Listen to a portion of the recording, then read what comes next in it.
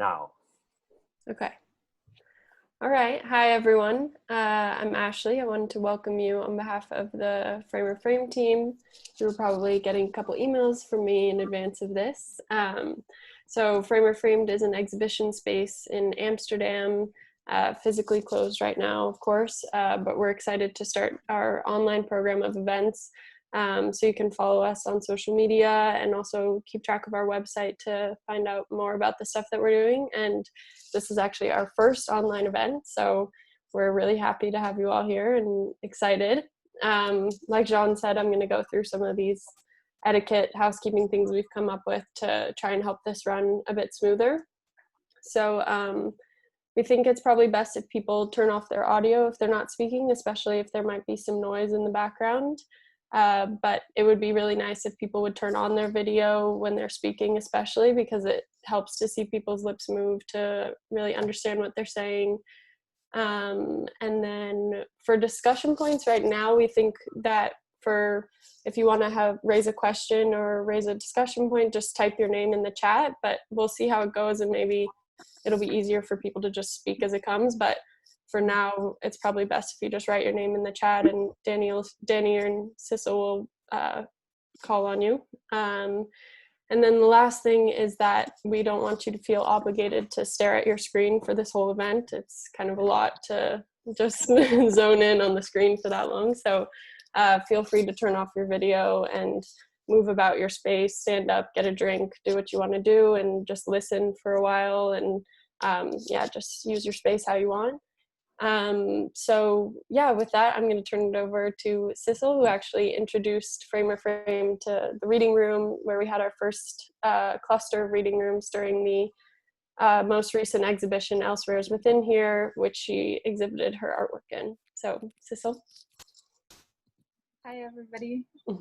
Thank you so much for coming. My name is Sissel. I'm a Danish artist living in The Hague for the past 7 years. And since 2015, I've been running this artist initiative called The Reading Room together with 2 other artists based here in The Hague, Jonathan Roos and Flora Retznik. And we really started this initiative when we were still in the Art Academy, and we had really difficult texts thrown at us, but not much of a framework to really understand them. And then one day we decided to just sit down and read this super difficult Brian Masumi text that we just could not understand. And then one of my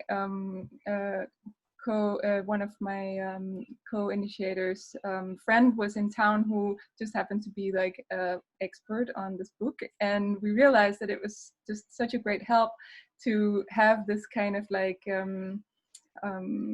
person who knows a specific entry point but who doesn't necessarily give you a lecture or conduct a seminar, but more that it was a shared space for learning and for understanding better this text. And since then we've turned that into a format where we always invite somebody who have a specific excitement or interest or knowledge on a theme, and ask them to lead a reading room session. And recently I've also started to incorporate the format of the reading room into my installations, really as a way to sort of think of the installation as not something that is finished when it's being installed in the room, but something that's always kind of like a way of learning about the world and understanding the world through encounters. So I had to, is it too loud with the window? Should I close it? It's okay? No, it's fine. Yeah, it's fine. Okay, because there's a tram going by.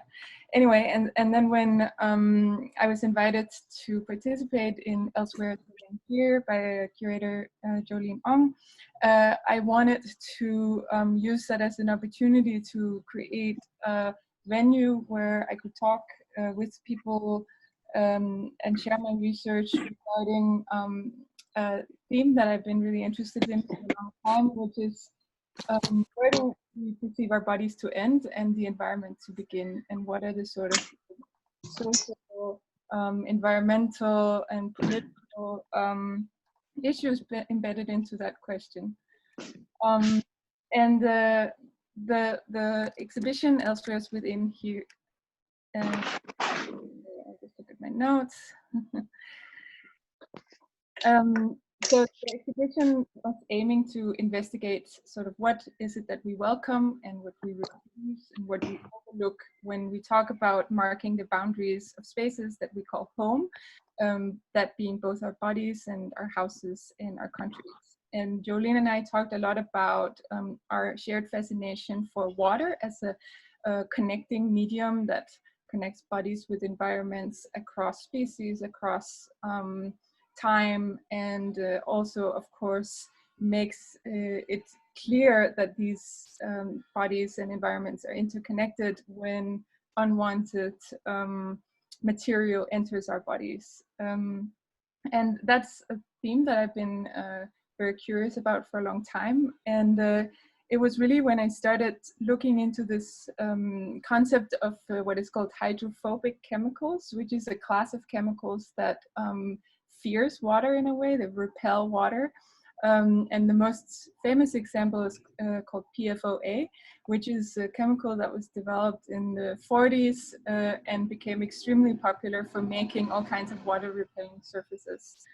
And that chemical is really kind of like forcing us to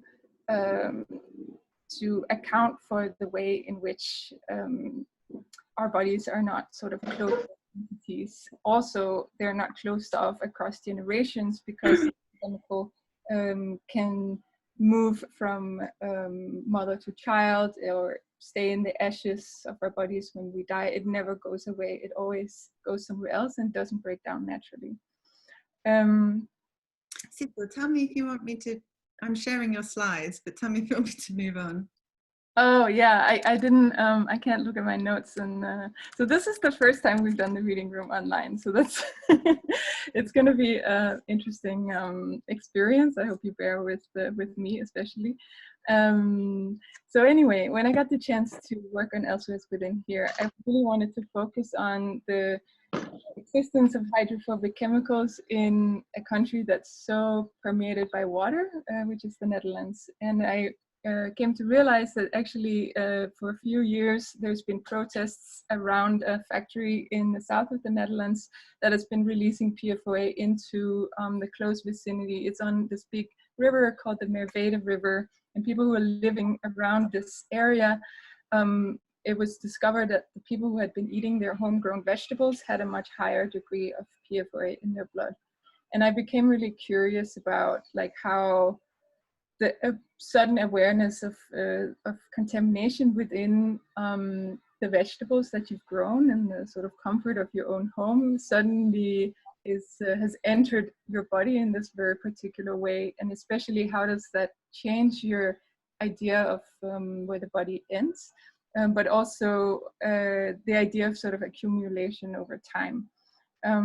So the first slide here is just some research images. I got in touch with some of these people doing the protest and asked if I could join some of their protests, but also if I could gather some of these vegetables that they were no longer eating. And with these vegetables, I dried them and I made them into an ash. So the PFOA would still be in this ash. And if you can see the slide.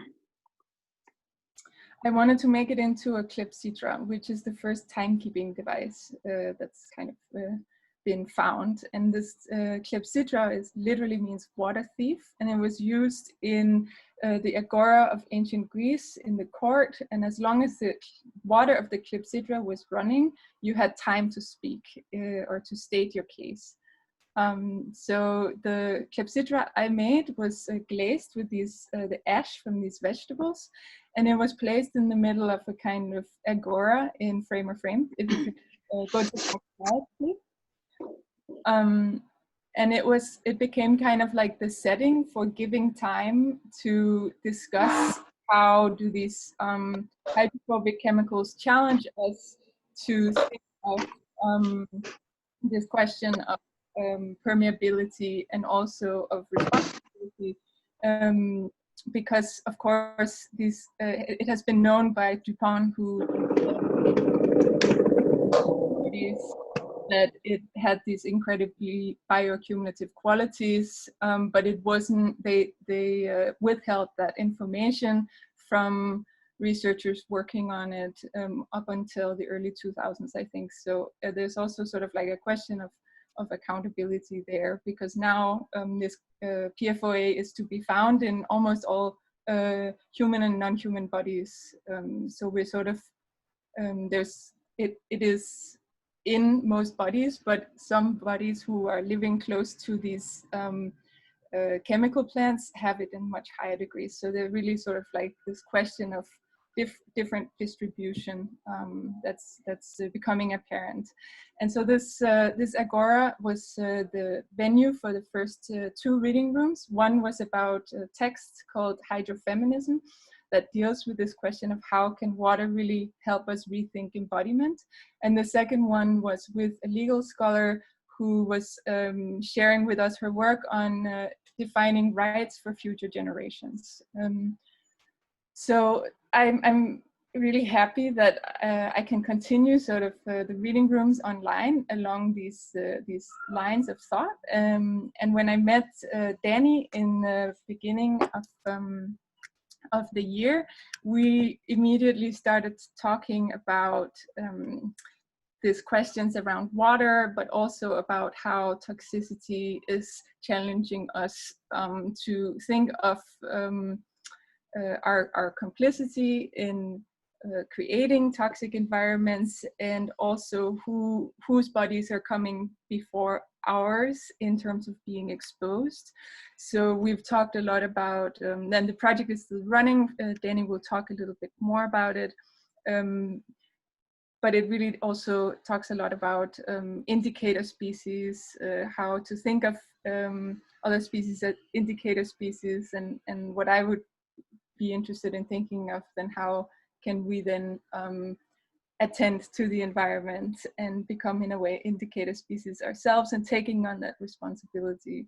And Dani also introduced me to this text by Alexis Shotwell, which has been really helpful and informative for me to think through some of the things that were a bit difficult for me to kind of like communicate. So I want to just formally introduce Dani. Tonn and Admiss is an Iranian English curator and researcher who's currently based in Glasgow, and she works across the interlinking fields of art, design, science, and technology. She's interested in social and material entanglements that surface from extensively mapping worlds, and her projects explore curating as a collaborative storytelling practice imagined and pursued.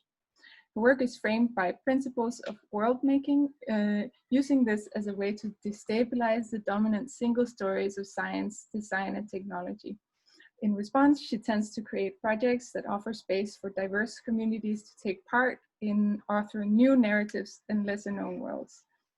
So I'm really excited about having Dani here, because I think it's such a beautiful further step to a project that we were supposed to do in May, but that of course got canceled. So this is really like such a consolation that in a way it lives on here. And I'm just so excited to also tell you that we actually have the author here. Alexis will be here as a participant like everybody else. And she will actually also, I'm very happy to announce, be leading the next reading room, and we'll be sharing a series of texts that have been transformative for her. So I think we will give you the opportunity to pre-sign up if you have joined today. And I think it will be a really beautiful transition into the text that Alexis would like to bring in.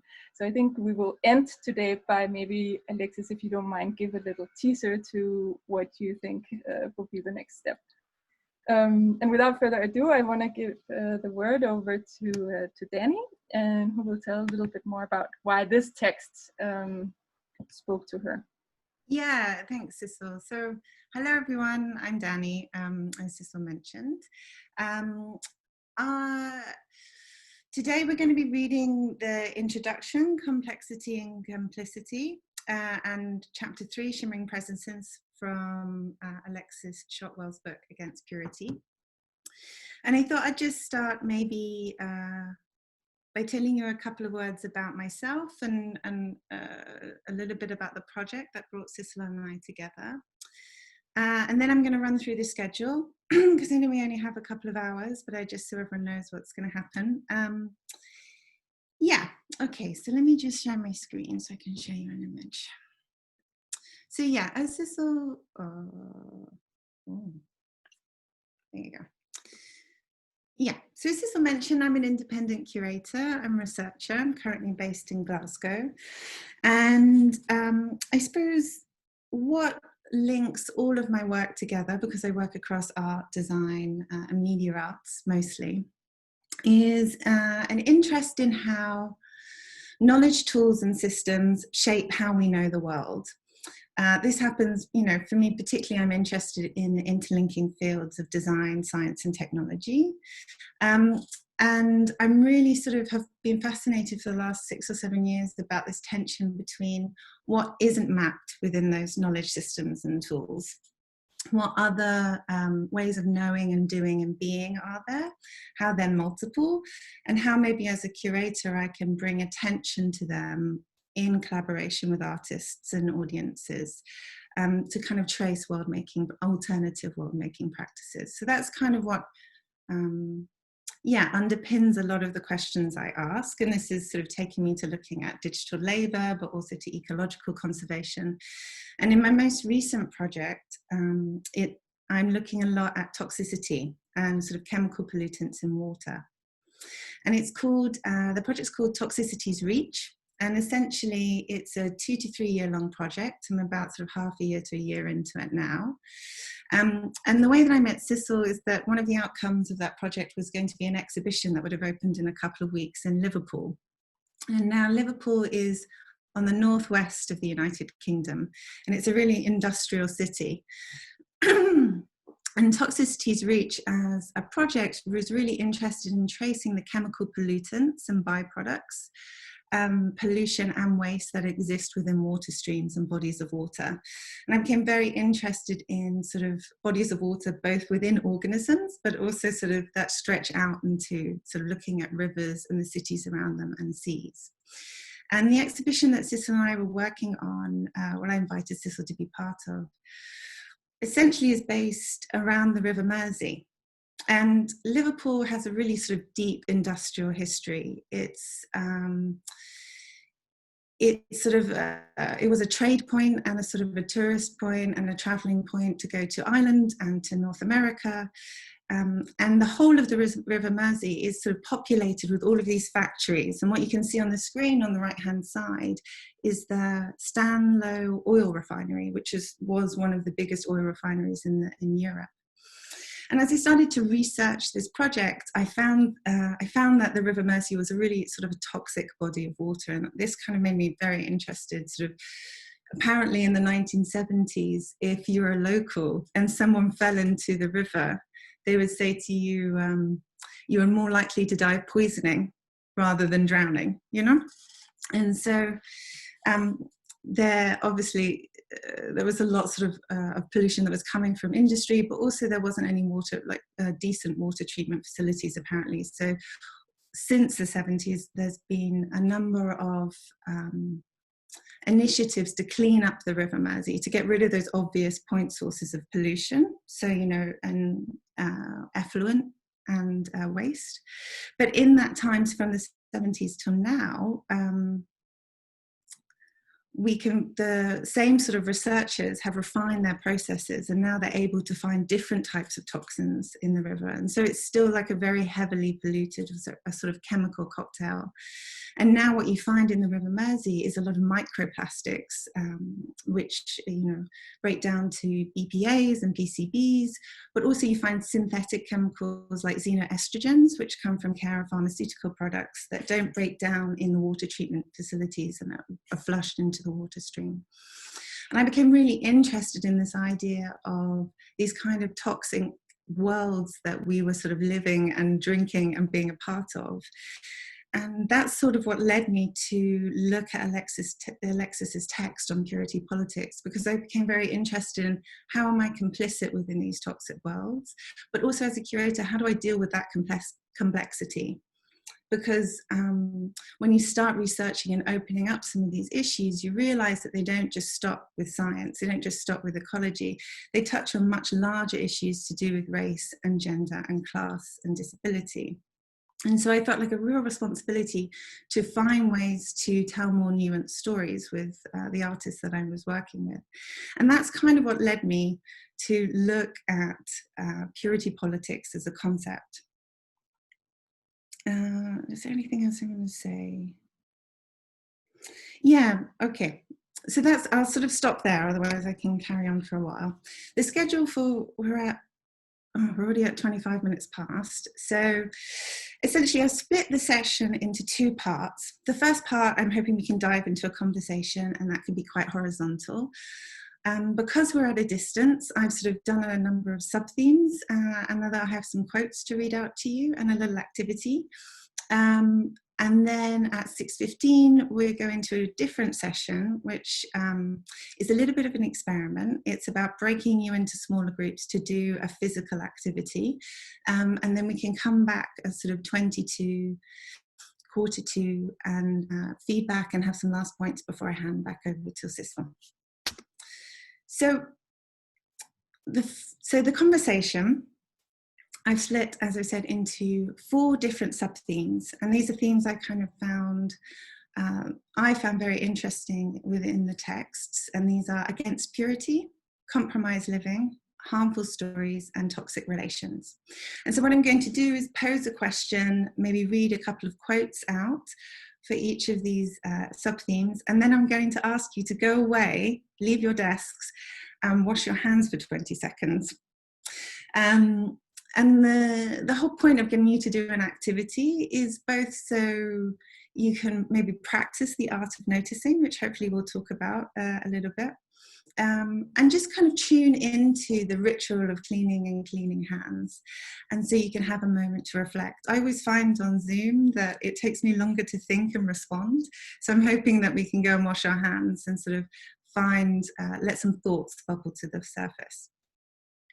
So the first section is against purity, and here I'm really just sort of interested in trying to identify what purity politics is in the context of a pandemic particularly, and also what it is in the context of UK and Europe potentially rather than North America.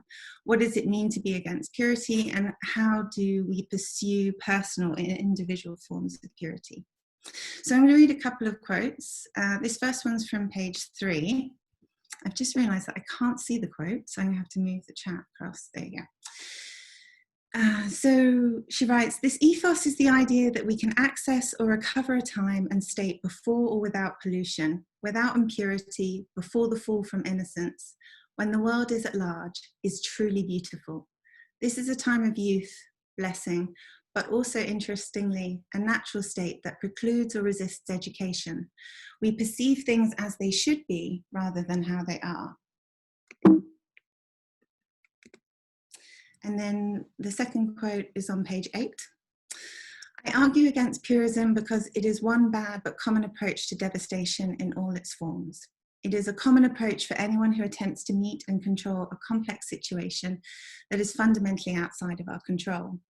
It is a bad approach because it shuts down precisely the field of possibility that might allow us to take better collective action against the destruction of the world in all its strange, delightful, impure frolic. Purism is a decollectivizing, demobilizing, paradoxical politics of despair. This world deserves better." And then I'll just read one more because I keep pulling out more and more quotes to talk about. And so a final quote on page 13. "Purity practices in ideology, in theory, and in practice work to delineate an inside and an outside. They are practices of defining a we." So I'm going to stop sharing my screen and come back to the chat and ask everyone to go and wash their hands for 20 seconds and just pay attention to the act of cleaning, but also to your surroundings.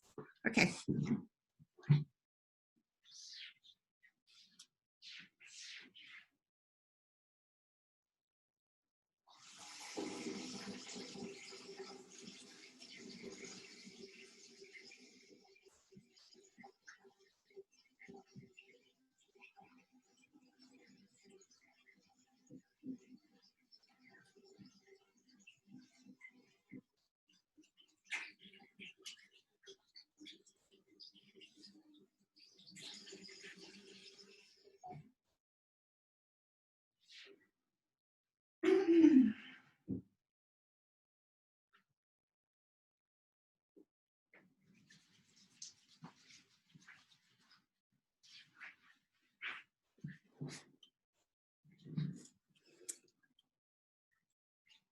I forgot to mention to everyone that they have to count in their head to 20 or set their phone. I think I did 20, but then I came back and I was like, oh, I'm so fast. I don't know if I was. But maybe I'm just closer to my sink.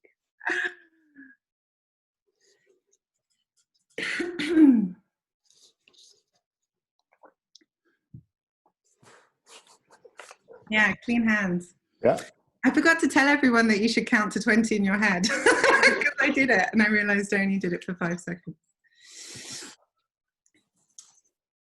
So yeah, I'm just going to throw out to the group, what was your initial sort of thoughts and comments or any questions about the text? And how do you define purity politics or against purity?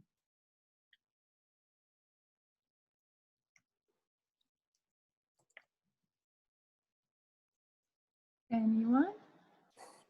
Well, I'll say with washing my hands, I think a good thing also that ties into Alexis's text is like this inability of being clean, because when I wash my hands, when I'm like trying consciously to like think about these germs, I'm like, but how would I actually be clean? Like I touch the faucet, after I wash my hands, I touch the faucet, which is undoubtedly dirty. I touch the dirty hand towel, like this way of like the impossibility of being clean, which I realize if I'm really trying to like sanitize myself. So it's kind of weird that the more you think about these things, the more you realize that it's not really possible to be like purified completely.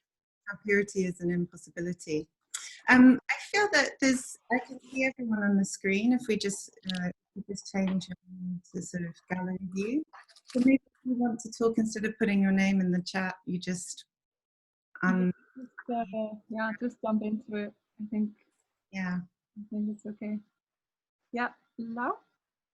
Yeah, so this was not while washing my hands, but this was the kind of the initial, well, no, it's very interesting. All of this is really interesting. But one of the reasons that I wanted to join this conversation is because I've been thinking a lot of this distinction between inside and outside of houses, and how, I mean, cleaning your hands, but also cleaning doorknobs and kind of trying to protect the inside of your house from contamination, and all these images that I've seen on social media of I've seen one image that I found really striking where it's a street of New York, and then you have these huge red viruses floating in the air, and I feel that a lot of people around me have this image of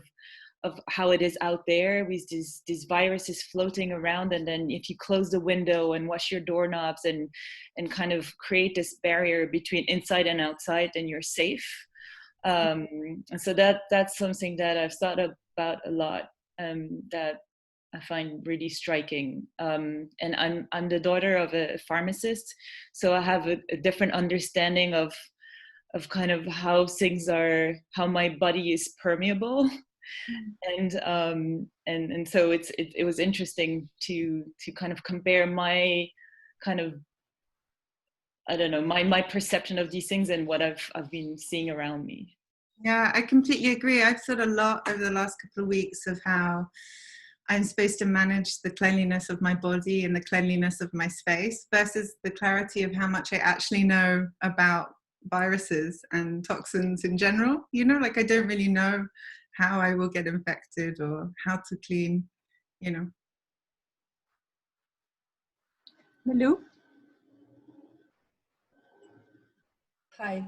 Well, I thought of a number of things, but first of all, I thought about how at the moment, like cleaning, washing is caring, that every time you wash your hands, you're also inviting in a question of how to care about others, and that you're supposed to do these acts of cleaning because you're supposed to take responsibility for everyone else. But then also I was constantly thinking about the news this morning. There was this theme about the kids in school in Denmark. The small kids are now back in school, and they have all these washing hands regulations, like maddening. You have to line up, and then you have to wash your hands so and so long, and this and that. And now the next story is how that the children get rashes on their hands because they're washing their hands all the time. And then you have new regulations from the health department saying, well, now you have to wash your hands in this way instead of this way. And at the schools, they're trying to administer all these new rules about, washing your hands. And then all the time it's leaking. This idea of the purity of you can just do it like that is just, it's keep getting out of control, because it's not, you can't keep that idea of purity anyway. So it's a constant production of policies about then how to wash and how to keep distance and blah blah blah. So yeah. Yeah. Anybody else who also maybe felt reading the text sort of shifted some thoughts in this current situation? I think, can you hear me? Yeah. Related to what, I don't know what her name is, but the previous woman said about how when you clean something, maybe you're also harming yourself in a way. Like, at least in some countries, they use like really toxic chemicals against the virus. So you're protecting yourself against the virus, but by killing the virus, you're also harming yourself.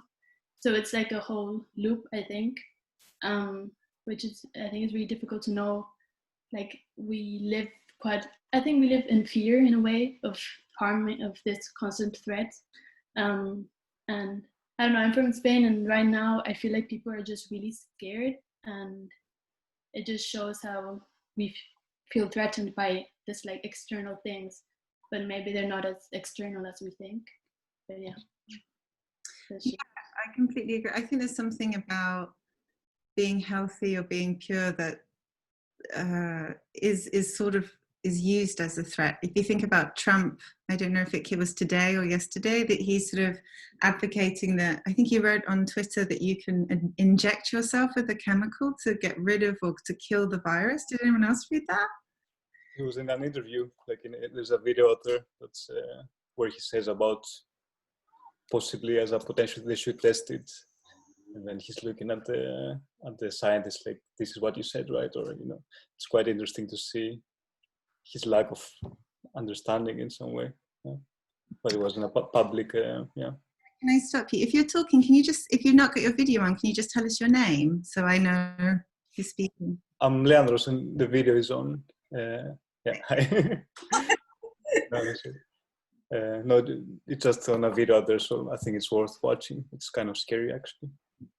Yeah, I think it's deeply scary, and it really makes me think about how, what I really enjoyed in the text is the way that material or physical purity is mapped onto ideological purity or concepts of purity, right? And then the minute that I read that, I started to think, oh my gosh, of course, like how some people in society are deemed to have impure bodies. And you can see that through so much rhetoric and so much of the sort of political discourse. Yeah, I think I have a quote for that. Let me just have a quick look. That was also really interesting in relation to the quotes from Eula Biss, who talks about the the vaccine, like questions around vaccines, that then becomes this very sort of like individual decision, and then referring to this doctor who did not want to contaminate his children, even if it would kill somebody else who somebody's child who's immunocompromised. So it is really, again, I think this idea of like the fortress. So you're building this kind of fortress around you, but that's in the end impossible. And I was also really curious because I think maybe it was also Ulybis talking about like how this idea of like the bounded body came from, and in the West at least, from the Enlightenment age. And I was just like thinking, maybe also as an artist, like thinking about what kind of like cultural imaginary established that idea that, you know, you have this bounded body and this sort of like personhood that was cut off from the surroundings, and then even on top of that, certain humans were not deemed to even have that person, and then they were only allowed 1/5 of the idea of personhood. Whereas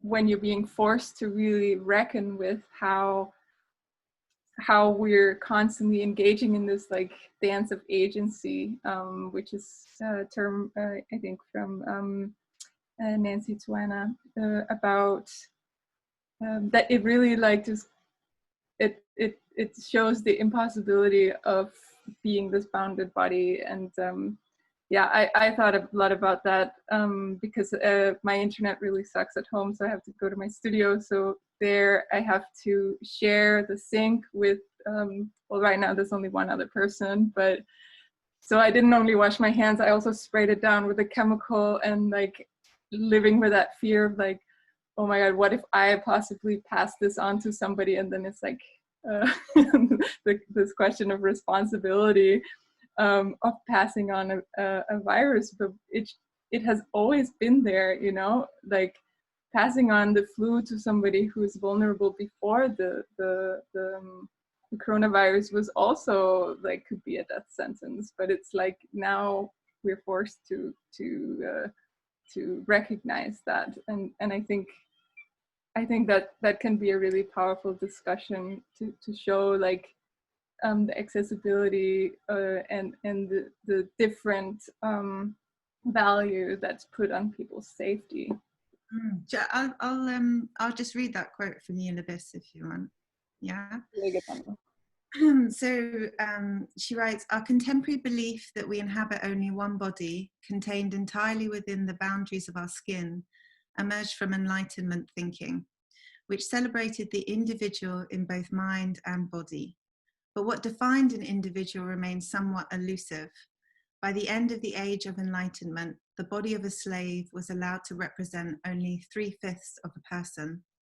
Some people remain parts of a whole, while others enjoyed the novel illusion of being whole unto themselves.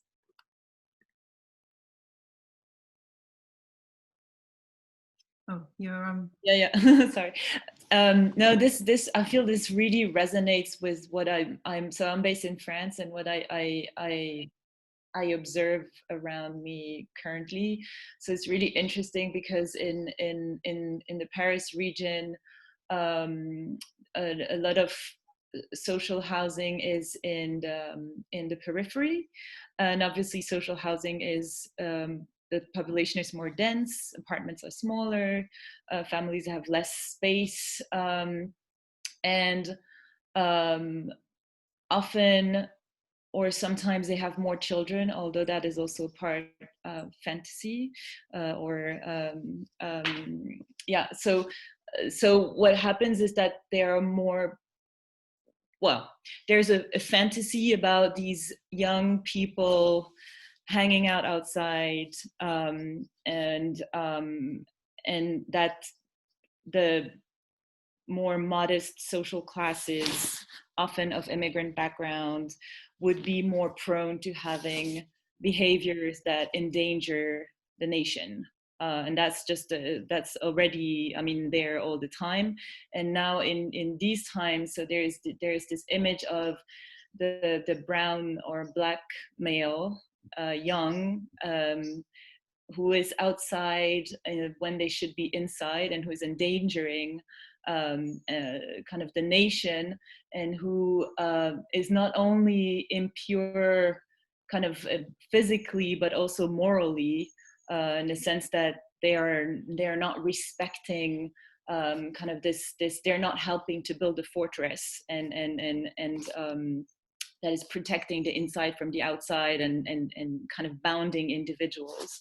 And so there is also a rise in police brutality that has been documented because basically, so in France you need a kind of a form to go shopping or be outside for any reason, and the police are checking the forms. So if you're outside and you encounter a police officer, they might check your form, but obviously they check these forms more often with people that they already generally target.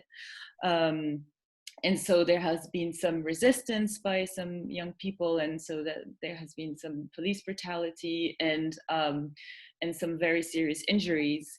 And so I feel really that these kind of themes are being recycled, and that there is a very strong kind of moral dimension to this idea of purity and of pure bodies and pure morals and people who are good citizens, and the good citizens are bounded individuals, and the bad citizens or the non-citizens or those that endanger the good citizens are those that are leaky and are not helping to kind of create those fortresses.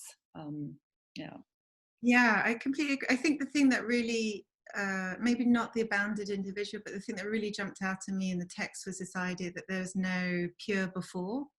I'll read a quote from it. On page 4, being against purity means that there is no primordial state we might wish to get back to, no Eden we have desecrated, no pre-toxic body we might uncover through enough chia seeds and kombucha. Sorry. There is no pre-racial state we could access, erasing histories of slavery, forced labor on railroads, colonialism, genocide, and their concomitant responsibilities and requirements.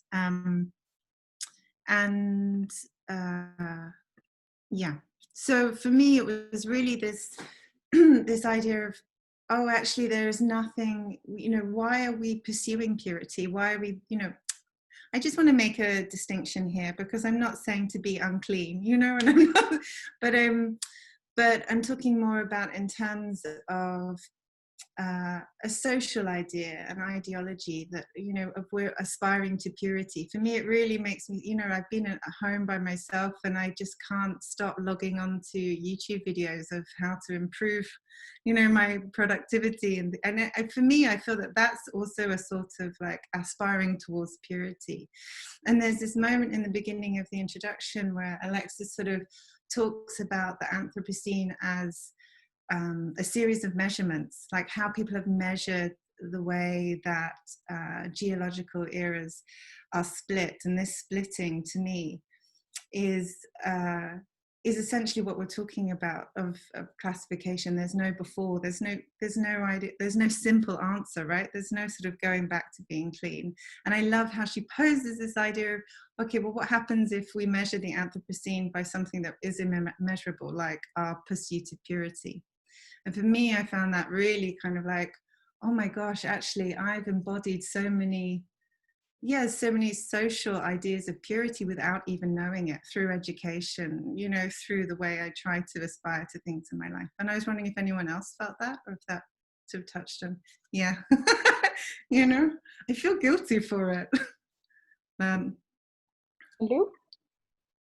I just really loved the quote that you read aloud, and I was really cheering about it when I read it as well. I thought it was so excellent, and I love the ontopolitics of that. That no, we have never been pure, like we have never been modern. And I'm also thinking these months that, 3 months ago, entanglement theory was like very artsy-fartsy, or very, difficult to understand for many people. But with this virus, the way it's it's spreading. It's like, well, this is a wonderful example of how we are already entangled in so many ways, and how these nested scales and bounded entity is a fiction. But like you said, Lau, there is this political move to rebound the bounded entity of the body, to try to re-fictionalize the idea, or reinstall the fiction that we are and can be bounded entities, as long as we now act in certain ways instead of others, instead of trying to take in the radical fact that yes, we are already always entangled in ways that is in ways that this pandemic now shows. Yeah, I think. So that was it. did someone else try to say something or no? No. Okay. I think that's a really great segue to my second theme of compromised living. So I'm going to share my screen and pose some questions about what it means to be living in complex and tangled situations, and then we can go and wash our hands again. So. Yeah.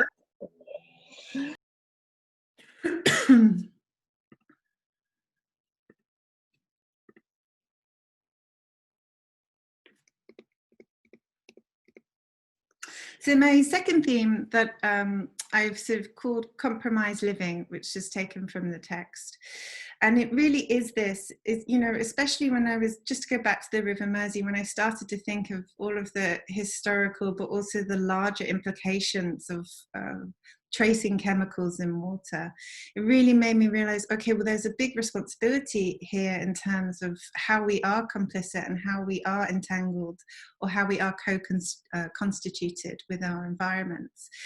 And I sort of posed the question, what does it mean to be in an interconnected or interdependent present, which is a question that Alexis starts with in chapter 3. What does it mean to be implicated in this complexity? Beyond feeling guilty, I think, you know, and how can we be resilient, or what sort of forms of resilience can we adopt if we can't fix things in, you know, this term contaminated diversity. So on page 6 and 7, sorry, I've got really bad hay fever, so if I cough, that's why. We're hypocrites maybe, but that derogation doesn't encompass the nature of the problem that complexity poses for us. The we in each of these cases shifts, and complicity carries differential weight with our social position.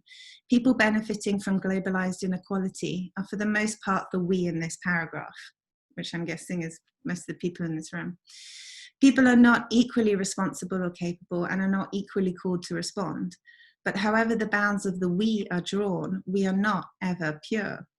And I think that's what Lau, you were saying. Yeah. We're complicit, implicated, tied into things we abjure.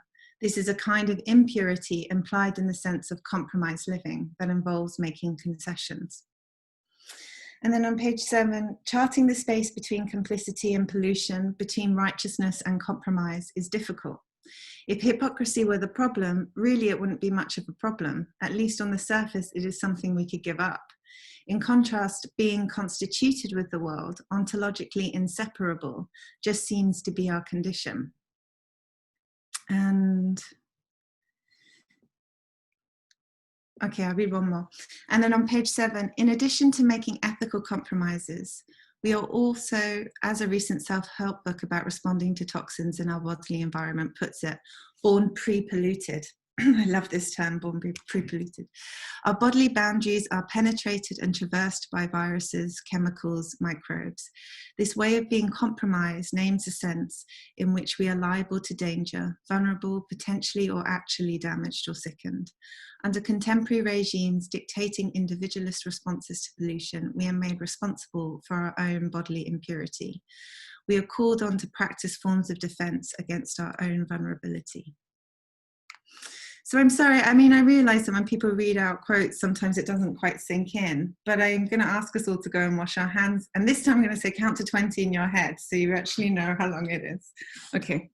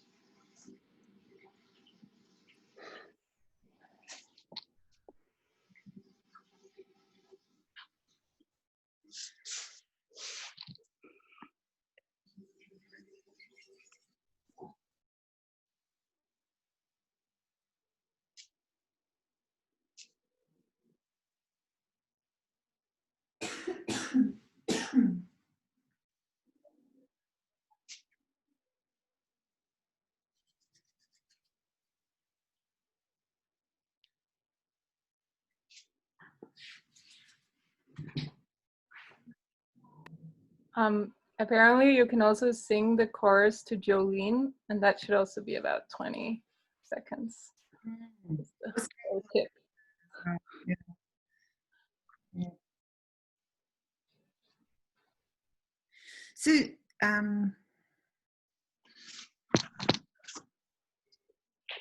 wait for a couple more people to come back.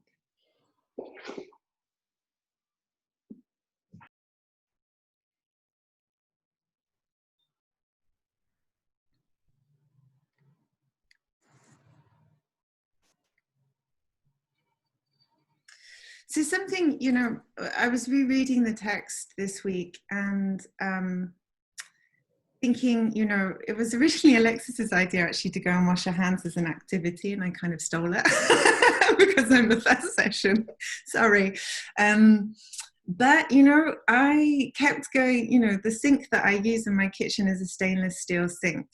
And I kept thinking about the nickel alloy that you mentioned of Sudbury. I've been to Canada, but I've not been to Sudbury, obviously. And it's really helped me understand a little bit more about being implicated in systems and benefiting from systems. And every time I've gone to wash my hands in the sink, I think, oh, some of that nickel alloy was probably under the ground, you know, thousands of kilometers away in Sudbury.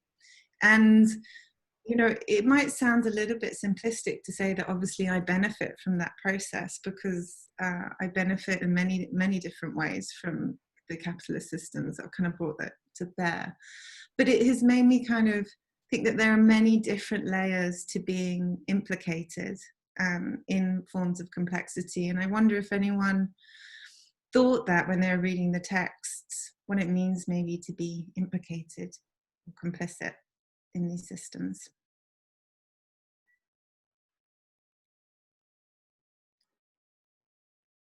Anybody?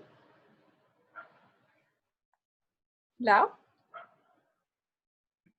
Yeah, no, I recognize myself very much in some some parts of the text where, well, there's this description of somebody who goes and buys organic foods and recycles and so on, and then buys sneakers made in some factory by children and things like that. But what I really like is the kind of this kind of move away from, well, this impossibility not to be compromised, and kind of the whole point is more to think about not how to not be compromised, but recognize the complicity and then navigate that in a different way than just trying to get out of it. And I think that is very interesting to think about. Yeah, so that's what it made me think of. Daria? Yes, hello everyone. Yeah, actually I've been thinking about this subject last quite a few days, because I work in the field partly with photo books, artist books, and partially. And well, I'm sort of thinking about the subject of sustainability, etc., in this field. And I realized that none of the publishers at large think about such subjects as sustainability, but smaller independent artist book and photo book publishers that I specifically work with partially, yeah, that's a little bit beyond the reach. So I started to think how to think about it further. And then, of course, in the situation when there is this complexity involved, and it's I started to ask myself questions. Okay, but how to move on within this specific industry? Because okay, now we've read the text, we have a little bit enlightened ourselves. How to move on, practically speaking, especially when it comes not to day-to-day choices, but yeah, if we work in, and I presume we all, you know, work in fields which, yeah, are not pure. Nothing is pure. So how to move on, basically, and how to work further. So that's what I'm thinking about, and I'm actually also very curious to discuss that, not only to recognize this state of complicity, but to, well, I haven't read the whole book yet, but only these 2 parts, but perhaps it's discussed there, but more, but I'm very curious what you think about the ways to deal with complicity. Yeah. Okay, well, I apologize for this answer because it's not going to be perfect. But I found it, so I think it took me a long time actually to get my head around how we're not separate from the world. And I know that sounds silly, but to actually really think how we're both materially sort of entangled with our environment, but also how we've inherited a lot of ethical harms, you know, that we live in these landscapes. And I found the text for me really, the way that Alexis sort of poses this as when you start to think in relationally instead of sort of in a binary sense, that actually it becomes about sites of struggle. How do we respond to sites of struggle? And I find it very comforting actually that I don't have to go, oh, I have to fix this. I don't have to provide a solution for this. But actually it's about how I shape my values and perspectives and practices. And as a curator, that's what I'm trying to do in terms of both how I develop projects with artists, but also how do I reach audiences? How do I get publics and people that are non-scientists or often perceived as non-experts to come in and sort of start to tell these stories, collaboratively make these stories. So that's how I deal with it. But maybe we should throw the question out to everyone. How do we deal? How do we deal with, you know, complicatedness, the complicity? Can you put your hand up if you're an artist? Okay. So the people that don't have their hands up, okay, do you work within the arts? Okay, so the people that haven't put their hands up have to declare who they are, what they do. Okay, thanks, Borbella. No? Does anyone want to say if they work in anything else? I'm in research. I'm a researcher in the humanities, social sciences. Okay.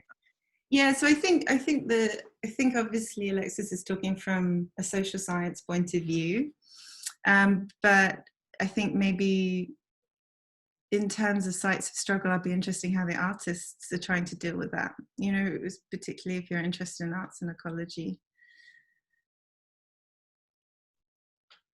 I think someone has the iPhone of Natalia in Russian has their hand up. Hi, sorry.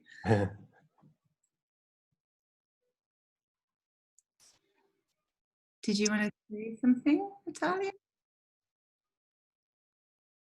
Oh, maybe not. Okay. Okay, hold on. I'll just. Yeah. I think I saw Amber's hand down. Oh yeah. Natalia's not ready. Oh, Natalia is there now. Yeah. Let's unmute. Yeah. You're speaking very interesting. Thank you so much. And you know, it provoked me to think about the establishing the law, that it might come very profoundly, I would say, after this pandemic. And then the rules that we have now about this distancing, social distancing, people became suspicious. People became like, you know, when I'm passing by in the street, for example, some people are looking at me with a scare, you know. So I see that people becoming more alienated actually than before. So do you think that this situation might be dangerous in the term that the rules that is now like raising and the rules which is now appearing, that they might become real rules for our future.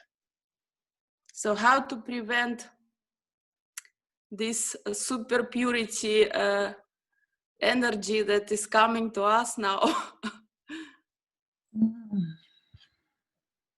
That's I wanted to ask. That's a big question.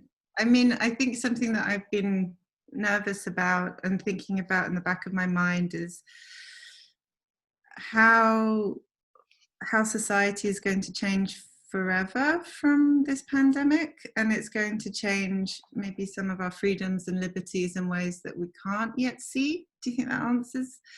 I'm not, you know, I'm not quite sure what that would be, and I do fear that it might usher in maybe a new intensity of purity politics. I don't know if people agree. I think we're kind of heading there anyway, no? Like, especially in Europe, where everything's very right-wing, and we're kind of edging towards levels of accepted racism, fascism in society. And that seems really bound up with this very hyper-accelerated online culture of individualism. And I can't really, that's kind of, for me, that's underneath everything. Yeah. Lau. Yeah, sorry, if I talk too much, you can just say no. 100%. No, I was thinking a little bit further in terms of this idea of complicity, and thinking about just seeing people, my neighbors, walk around with masks and gloves all the time, even around just the building where anyway, and I'm thinking, I don't know if you encountered the what's it called again, old friends hypothesis, which is, so there's this is all the research about immune what's the name, these diseases like diabetes or certain forms of allergies where the body basically turns against itself. And how it's higher in the most kind of prosperous countries, where kind of this idea of hygiene and certain forms of comfort and certain forms of separateness from others and from filth, and that's also something that resonates with the papers that we have read. Where basically in those countries, these types of diseases, autoimmune diseases, are on the rise, because actually our bodies are not just one body, they're multiple organisms that are in interaction with one another. And so when the body is basically being kind of purified from all those bacteria and worms and things that we could potentially have inside of us all the time and survive, then the body basically doesn't recognize inside anymore and kind of turns itself. So that's it's a hypothesis that is, I mean, there's about, and I find it interesting because the way that the immune system works, and also the way that vaccines work, is by exposition and contact that actually kind of we survive, and it's not by kind of creating more separation. And now we're being asked by governments to wear all this gear that is gear that we throw away, that is going to add to the pollution. And so I'm kind of flipping this, and I'm wondering if we're not making, if we're not more complicit in creating forms of toxic environments by actually obeying our governments and kind of wearing all these masks and gloves that are actually not helping us in the way that we think they're helping us. I hope this was clear. It was a bit twisted.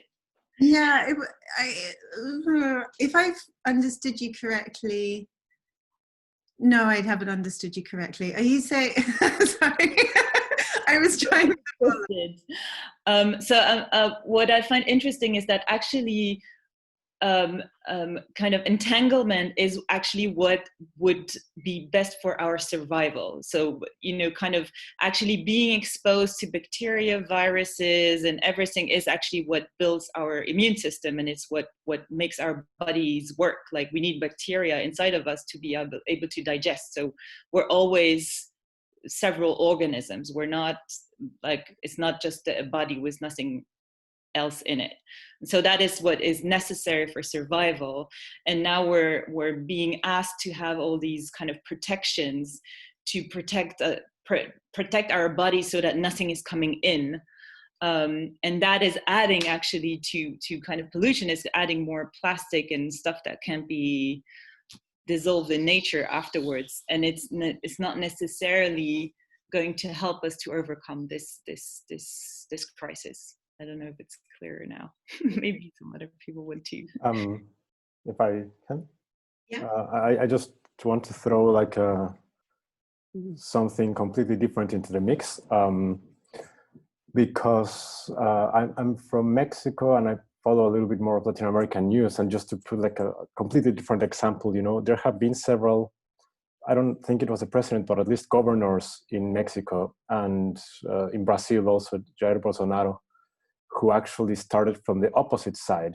Bolsonaro, in his denial of the coronavirus, he said that a Brazilian could be thrown into a pile of shit and come out without any illness or infection because they are people who are used to dirtiness. In Mexico, there was a governor who said that poor people are immune to the virus, implying also that it is because they are, used to living in the dirt, and he proposed that also as a way of immunity, which is, I'm throwing this out also because this shows like how in some places the exact opposite is being used as a rationale for not fighting, in this case, the infection. So I also personally worry a lot about how this pandemic might lead to like the already hyper pure agenda being advanced and now made stricter. But also it's interesting to see how in other places, especially, these two cases are decolonial countries. Well, not post-colonial. They used to be colonized. Sorry. Like the logic, especially from these populist governments, is stemming from the exact opposite side. Like, we belong to the dirt. I'm just throwing this out to make things even more complex. Yeah, I think there's an interesting connection between both of your points, and that maybe for me it comes down to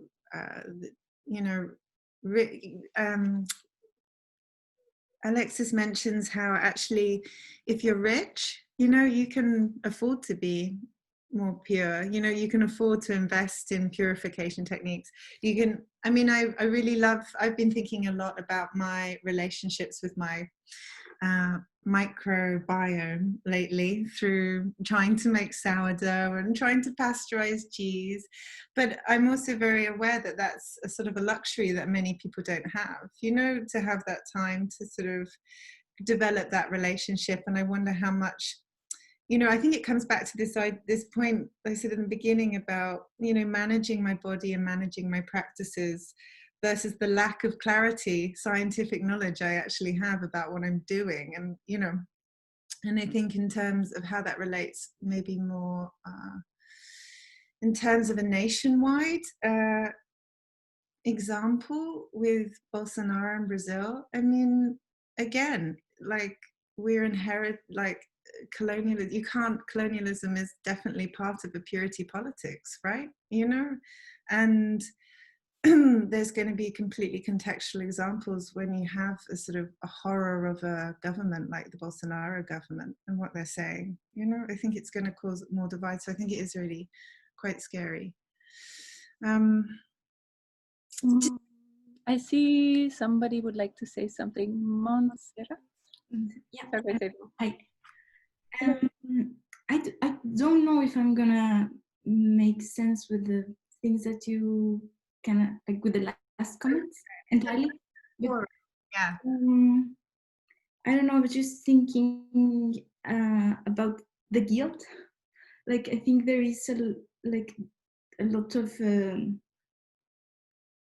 like a really guilty feeling of the impossibility of being bounded and of not being bounded and of not being impermeable. Also because, as Sissel said before, like you're afraid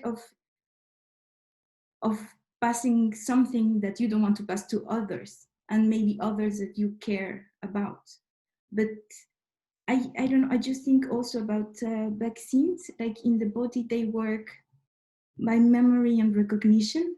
Like you put in the virus so that your immune system recognizes it and has a memory of it, and then it can work through it rather than it depleting your body. But it is, I don't know, I just like the idea of this memory and recognition. And what has helped me throughout is, and not only talking about the virus, but of other things, I don't know, just talking, and maybe I just think of that a lot, like memory and recognition, and because I really also do believe that we are just not bounded. And I've personally have had I have an autoimmune complex history. Okay. And of course you get super scared. But also, some recommendations, like, and I'm also from Mexico, so back there, and I'm now in Oslo, but back there they told me at some point, like, you have to be very aware of the sun. Like, you cannot have the sun. Like, it cannot, would be very bad for your body. And I just thought, I was super scared, and I was thinking, like, I have to build like a complete shell in order to serve. I don't know to what, but I am mixing it, but I think I get with the memory and recognition. I think that's really fascinating, memory and recognition. I have to think a little bit about that before I respond, maybe. There was, sorry, Evie? Yeah, I wanted to say something on the subject of guilt, because I think that's a really good point. When I was washing my hands and reading the text, the idea of like interdependence was mentioned, and this idea of compromised living. And if you suddenly realize that your body is not bounded and that you are kind of in more relation with other people, then I think people struggle with that, because then you have to accept that your decisions impact everyone around you and not just yourself. This idea of individualism, you're like, whatever I do is fine because it's my choice and I have the freedom to do that. But then if your body is leaky in that sense, then wherever you go and what you do is impacting others. Because I was thinking about it today. I went out with my mask on, and a lot of people were giving me weird looks, because I think in the Netherlands not that many people are wearing them. And I kind of wanted to say, well, I'm not doing this for me, I'm doing this for you, because the idea is that the mask prevents your airflow so that it doesn't get out everywhere. And that kind of, hopefully that movement will come more into Western culture as it is in East Asia, this idea that you wear the mask because you don't want to infect other people, like Sissel was saying. So I guess, yeah, the idea of guilt is what I was really thinking of when you read the first quote about compromised living. Like, you are compromising other people just by being alive, which is scary, but it's kind of the reality. Yeah, thank you both. This was really very beautiful. It made me think a lot also about two things. One was, so I'm really bad with names, but somebody was telling me something about someone's work. Like, worst source reference ever, but it was basically about this idea that you have like two bodies. One is like your physical body, and the other is kind of like all the relations that you build with the world. So like all the waste you produce, but also like all the maybe like other humans that your body is impacting implicitly or explicitly. And I thought that was really fascinating. And I think also in Alexis's text there were, I had this kind of resonance of this idea that that you're connected through touch in a way. And I think also, I think about that a lot when I'm like manically cleaning like door handles, especially in my studio space, like that I'm like, it's like my body is like entering in a way bodies of others. And I've thought a lot about that also in terms of like toxicity, and especially, you know, like the toxicity that we're releasing into the world that will stay there for thousands of years.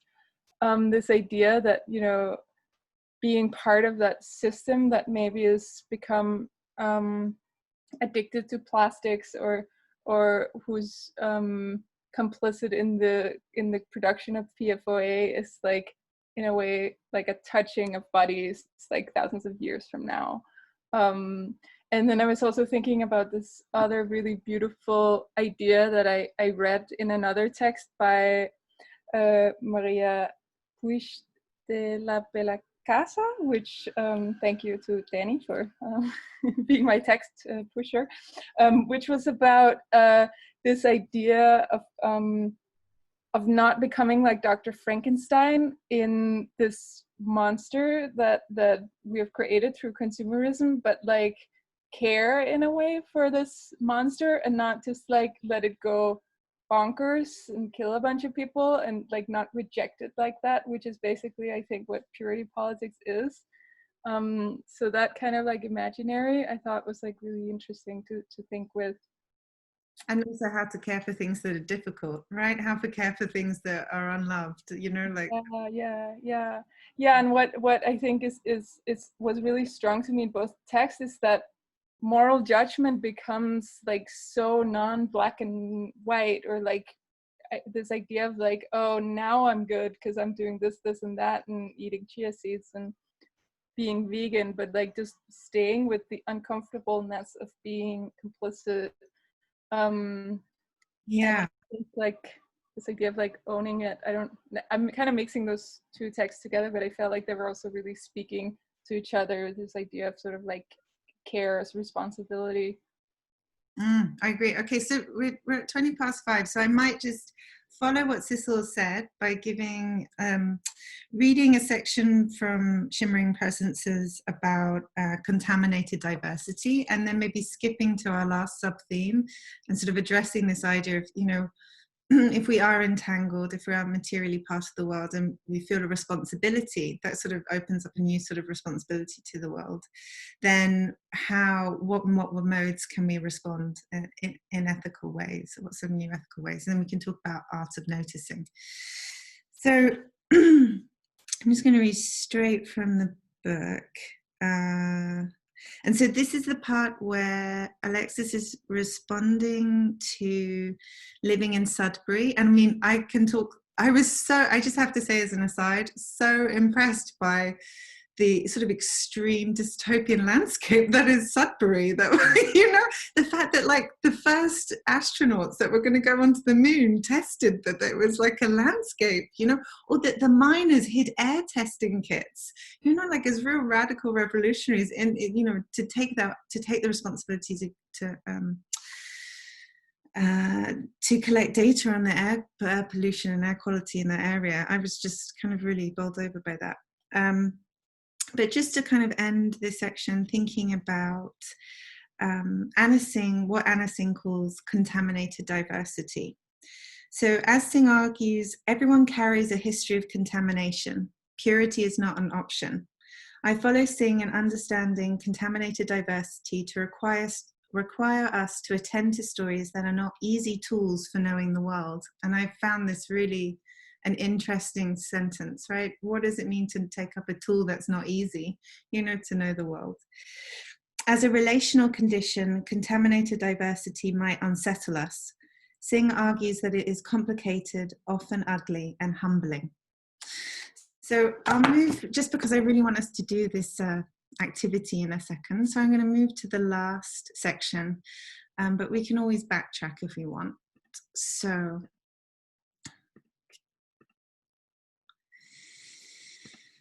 So the last theme, noticing real toxic relations. I apologize because that could have been snappier, but essentially in chapter 3, Alexis is really kind of using interdependence. I interpret it as Alexis is using interdependence and rethinking or providing a different framework for how we think of toxicity, right? You know, toxicity is not about being contaminated or attacked by something other, but if we think of toxicity as more of a relational complex condition, and she relies on Mel Y. Chen's theories of animacy and toxicity here. How might that sort of more mutually co-constituting vaporous assemblage, or, you know, how could thinking about toxicity in a different way might allow us or get us to a point when we start to notice how things really are. So I put here sort of what does queer relationality offer as an understanding of normative definitions of toxicity, but also how can the art of noticing open up caring as a mode of practice, maybe a type of caring that's different from the, you know, making the school children's hands go red raw from like constantly like paying attention to cleaning their hands. And maybe not just artists, but how as us as naturalists, or so that's sort of a term that Alexis puts in, but how as sort of as everyday people rely on forms of attunement and attention that allow others to see differently, to allow ourselves to see differently, and maybe start to find ways to respond to, you know, that what's next question that someone asked. So I'm just going to read a quote from page 84. So, and this is in relation to how toxicity is usually defined or understood. The model of separable bodies, one affected, one affecting, is insufficient for understanding the kinds of co-constitution Chen has in mind. Instead, we might engage toxicity as a condition, one that is too complex to imagine as a property of one or another individual or group, or something that it could itself be so easily bounded. And then I'm going to skip to this one on page 98. I read this kind of attention. So she's talking about, here we're back with the Frog Finder project and her friend Jim, I think it is, who's sort of using the idea of going into the landscape and really noticing and caring and giving attention to frogs and being able to name them, maybe not in a sort of like colonial taxonomic, I'm going to own this kind of thing, but just this being able to have a love for your environment. So I read this kind of attention as placing oneself in a community of other people who have cared enough to know about species and to recognize individual members of species. Caring and noticing are also ways of placing oneself in community with the objects of care. And I think that's a really beautiful line. It's about creating a new relationship with other organisms and species in our ecosystem. And then she continues, taking the time to get to know something about the frog, the bird, the flower, is for Jim a matter of seeing the uniqueness of things, which allows the perception of the thing as it is to emerge. I might just stop there and ask you for maybe the last time to go wash your hands.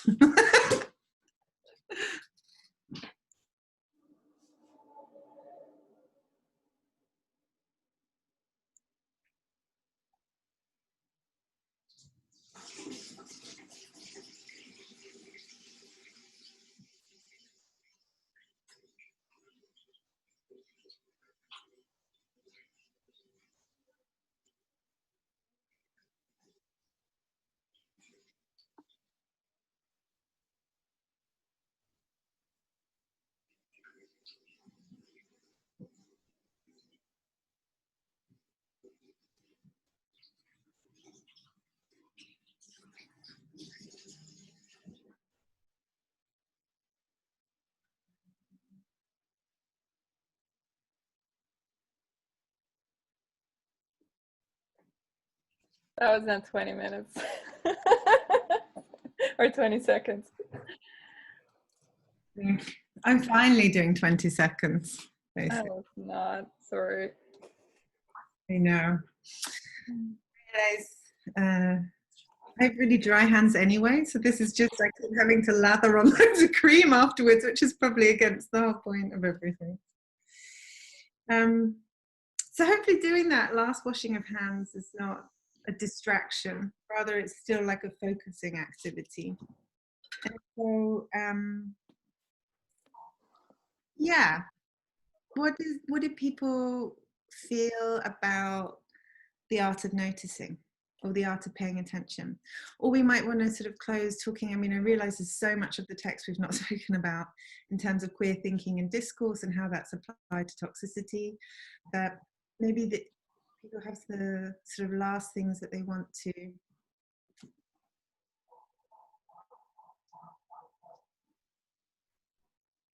Does anybody have any thoughts? Ashley?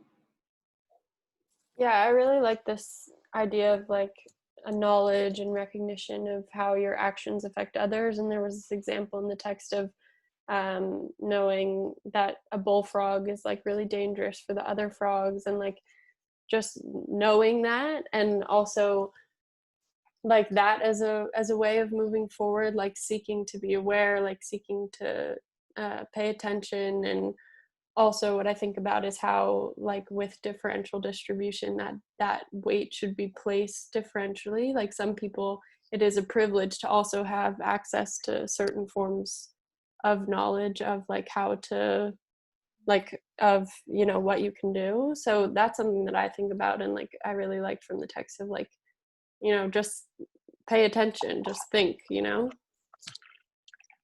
Is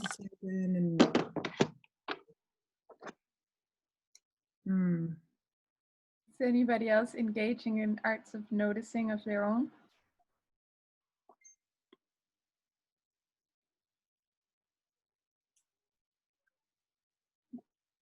No? Yeah, so I'm not, it's not during the washing of hands where I'm trying to be done as quickly as possible, but I am actually, but I think it's more of this kind of, but it depends on where you are in the world. But in France, we have to stay at home and so on, and so we spend a lot of time at home. And I have the luxury of having a balcony, which a lot of other people do not have. But so I've been doing a lot of bird watching and insect watching, and realized that there are some insects that are actually trying to make nests inside of my apartment. And I've been having kind of like little interactions with ants and bees. And so I find it really interesting because this period has also kind of changed given me another vantage point, or another form of attention, I would say, to, and another, and I think it goes together with a kind of a way of approaching time and temporality as well. I think this mode of attention has to do with also kind of our understanding of time, which also has to do with modernity and kind of the world that we are in, kind of as it is right now, where we're basically just like hamsters in a wheel doing this, so I think all these things are connected, kind of the political economy and time and our modes of attention and care, and also the way that we look at our bodies as well, because that also, I mean, kind of the way that disability, for example, or kind of the normal body is defined has to do with capitalism, because it has to do with production, and so I think all these things are connected. Time's something we've not mentioned about, and runs so much through this book. Then every time I go back and think about it, it makes me feel like fear and hope all at once. Like even on chapter 3, there's this sentence that opens that says, whatever happens now shapes the condition for what happens any given then. And, you know, for me, I found that really powerful, that we're always inheriting, but we're always seeding the future, you know? and actually how the art of noticing is a form of giving time and giving attention to maybe the things we feel in relational proximity to. You know, for me, that doesn't always have to be, you know, nature on your doorstep, but I feel like it's just even my neighbor who I didn't know before this, you know, like how do I slow down and really start to care and just and understand like what it is that matters to me, you know, and how maybe then I can put my attention into that and that can drive my work, you know. Maybe now that's a form of caring that maybe I don't do if I'm on the hamster wheel of production, right, you know. Leandros? So I want to address something else that of course relates with everything, and maybe taking it from this notion of guilt or about sustainability, about one's practice. For example, you had this question as an artist, how do you deal with this? And of course there's this guilt in trying to be as conscious as you can about certain things and sustainable, but it works in so many levels, and I think this is something that was not so much addressed within at least these chapters that we read in the book about purism or healthism in different levels, because now it's about the body, about substances, about what do you choose to eat or how to be, but also there's this notion of, let's say, moral purism or healthism or intellectual purism and healthism that I feel is not really addressed, at least in these chapters, of for example, by being vegan or completely sustainable, trying to be as sustainable, you think yourself, or you have this feeling that you're closer to some sort of moral purity. And in this sense, not that you're standing above another person that maybe does have this knowledge or this consciousness about these things, or is not so engaged, which maybe is again a privilege that you have this time and luxury to engage in these so complicated issues.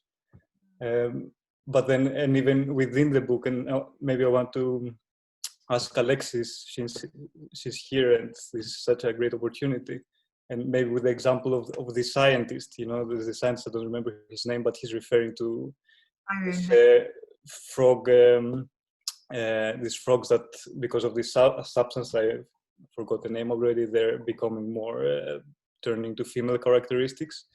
And then his view on a way, or his take on the subject, the way he communicates it to the broader public, it's in a way not so correct in addressing this kind of queerness or this homosexuality, and communicate in the wrong way. And then I want to ask about how this moral or intellectual purism or healthism can be also connected to political correctness, you know, that the way you speak can be purer or healthier for the community, and how this connects within this topic of against purism, or how it could potentially connect in whatever way, I don't know.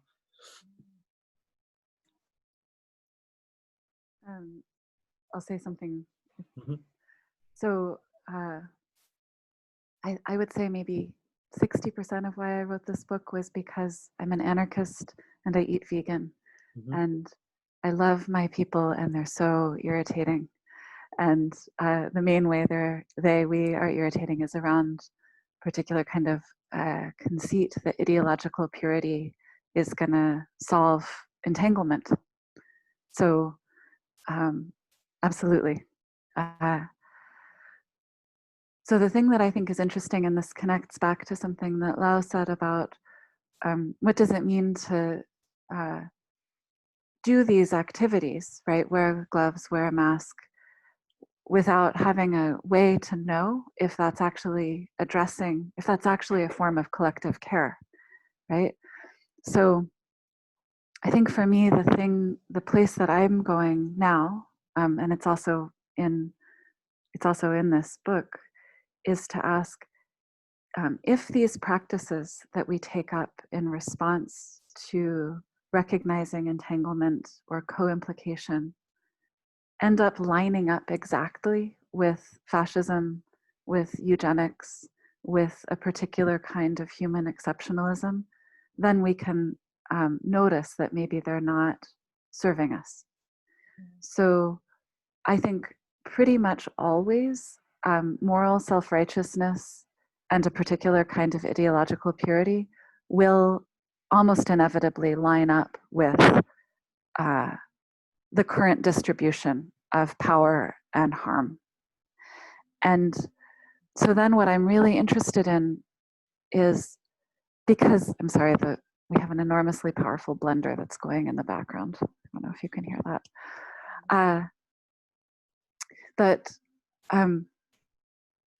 Before this virus, I would have automatically and almost ideologically, because I'm profoundly committed to sauerkraut and kombucha and chia seeds and a flourishing microbiome, I would have said, no, what we need is distribution, connection, more dirt, more, right?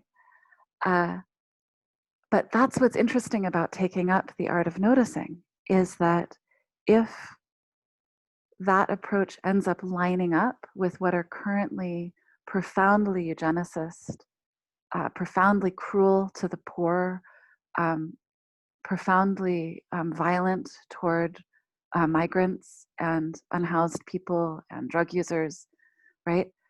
Then we need different practices of entanglement. So we're never going to be able to say more mixing is always good.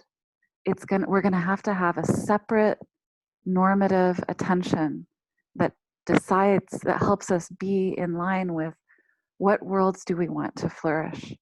How would we practice that? So like the practices that we have in relation to this virus, like practices of containment always were going to fail, and they were always going to line up with the distribution of power and harm. Like country practices, assuming that like Sophie Lewis, who does work on the need to eradicate the family, and Kim Tallbear, who talks about the ways that monogamy are part of settler colonialism, they've always been saying, look, the boundaries of the households are always going to fail us. Also in terms of like how toxic household chemicals are, right? Like there's these interesting studies about in LA when they started having better outside air quality monitoring. Some days if you opened the windows, the air quality got worse because the household cleaning products came out and you could measure it using the things that we're supposed to measure, the cars. Anyway, I think what's interesting, so sorry that wandered, but to Leandros's point is the sense that we can't predetermine what's going to produce a world we can all live in. We are always going to have a way to tell what world we're aiming for. But yeah, veganism or anarchism, or they won't do it on their own as ideologies. Thank you. Exactly that. Yeah.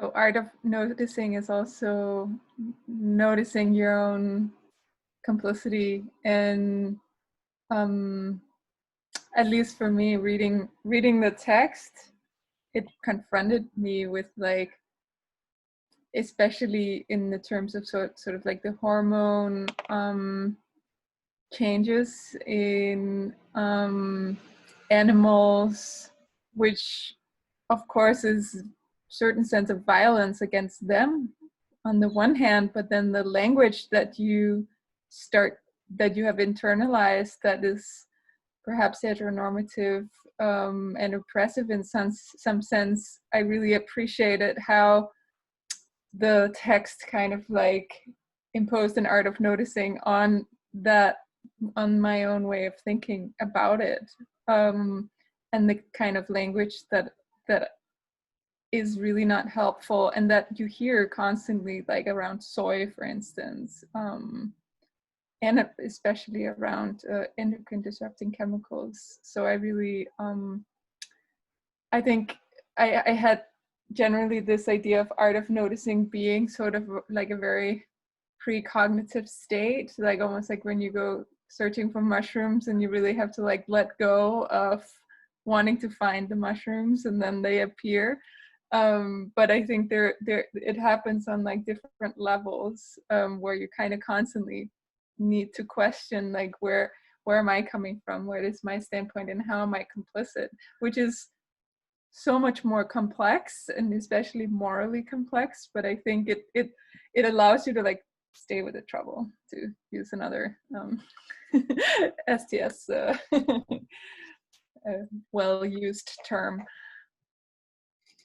I see it very much like a prison. That's how I imagine it. You know, like a light beam that goes in a prism, and that we might, you know, I might share the same attitude with many people that, you know, toxins are wrong, like using them in my household. But actually, when you look at it from a certain angle, there's lots of different colors within that. And there's you know, and those are lots of different points of view. And I think exactly, Sissel's right, you know, what language we're using might sort of reinforce other ideas, or, you know, the ways that we hold on to our claims and the ways that we think things are good or bad in the world actually always need unpacking and thinking about, you know, and that's really important work.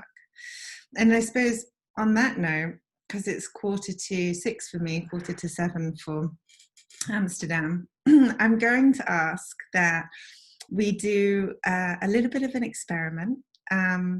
I'm going to share my screen so you can see what we're going to do.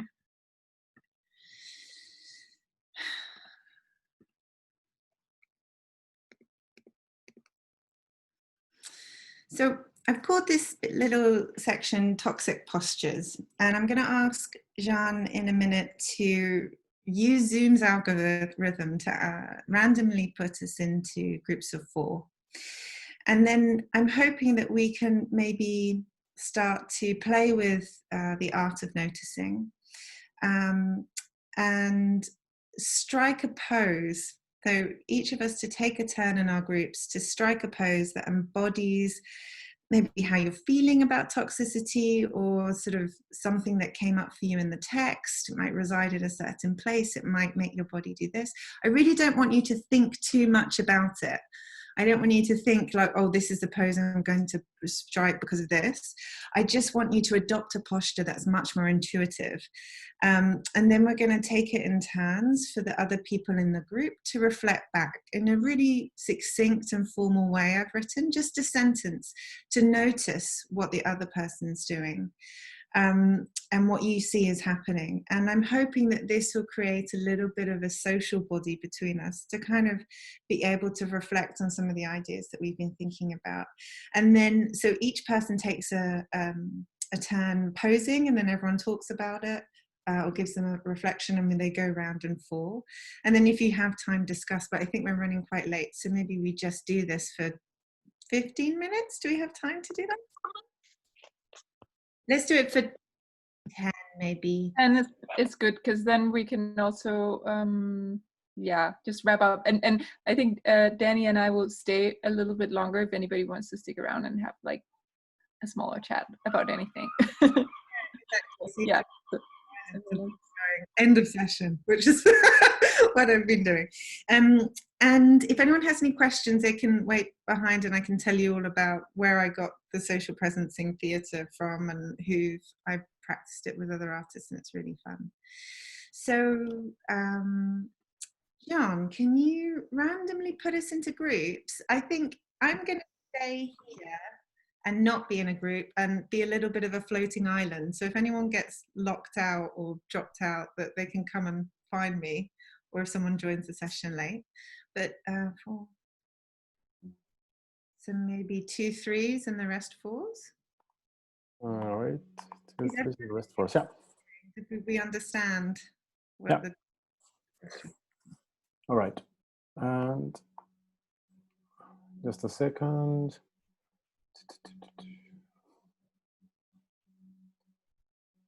And so we're going to do this for 10 minutes, Jean, and then we can come back. Yeah, I'm just moving. Oof. Yeah, and one person from here to here. Okay, and here we go. Oh, I'm in a breakout room too. Okay.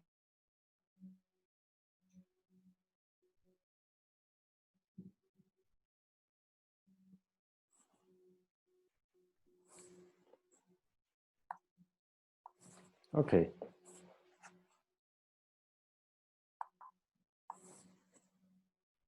So I'm now in the main session. I thought you've got to go to, you don't want to, hello? No, wait, do I have audio? Yeah, I do. Yeah, something weird happened because I was in a breakout room. Wait.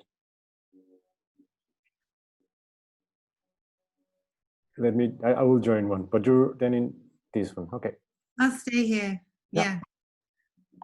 Writing the post and then talking through it. Hello. Hi. Sorry. I think both, like you need to strike the pose and then we reflect, but you also talk about like, how did you come up with the idea of the pose? Okay. I can start. I don't mind starting. Right. Okay. This is my pose.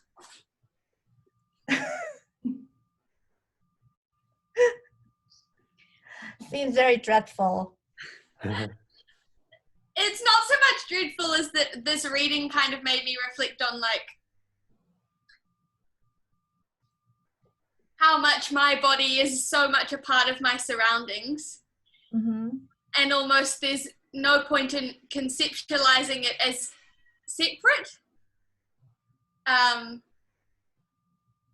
was where my pose came from. That was me blending in with my surroundings and it all kind of sharing all our bacteria and sharing all our toxins and yeah, this impossibility of actually keeping yourself separate no matter how many times you wash your hands and sanitize the surfaces.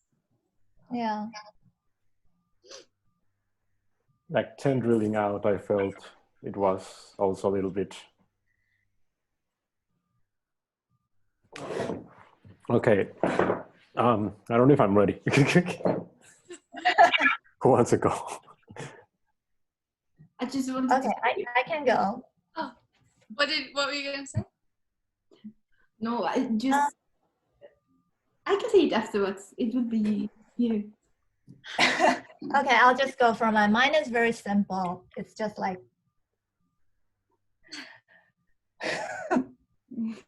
It's like the polar opposite. The first one was this one. Why? Yeah, because I'm thinking like when you do this kind of pose, it's somehow like you want to protect yourself. So it's kind of like doing a precaution kind of method, but then on the other hand, it's kind of also like an embracement. So reflecting on the text that, yeah, you're never pure in a way, and then you have to really always find a way to deal with like what is surrounded by you. And so I just thought it's kind of something in between, like it's an embracement, but also it's kind of like trying to protect yourself whenever you're mobilizing your body.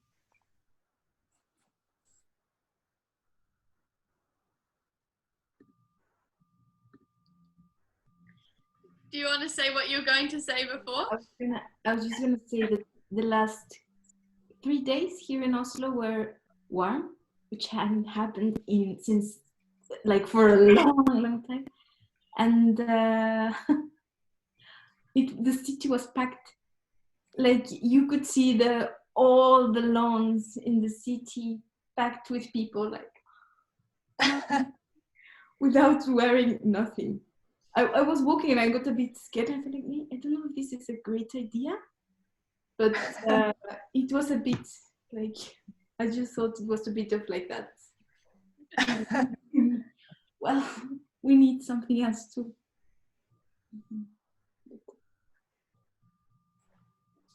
So what do you want? Are you going for your pose or should I do mine? You. Oof, I'm not sure. I think my intuition was sort of to do something kind of like this. But you know, the idea is that actually like I am looking through like the tiny holes.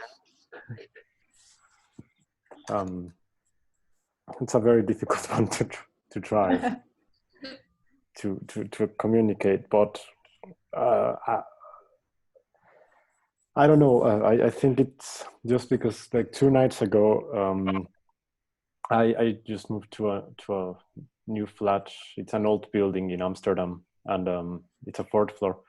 And the other day at night, we found like a tiny little mouse in our kitchen, and I had never had that situation. You know, like we managed to catch it, and we went to the park and liberate it.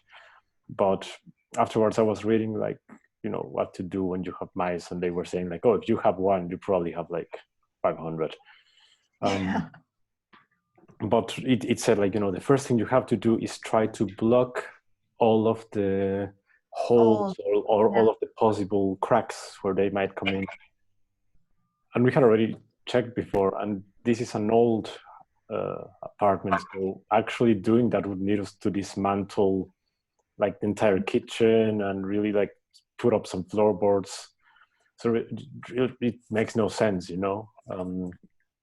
And I don't know, like I put myself in the perspective of the little mouse, like just, you know, another body just randomly going into this. There was a bit about here about, you know, trying to build your fortress, and it got me thinking about, you know, how this idea of really blocking yourself completely from the outside for me now seems completely pointless or weird.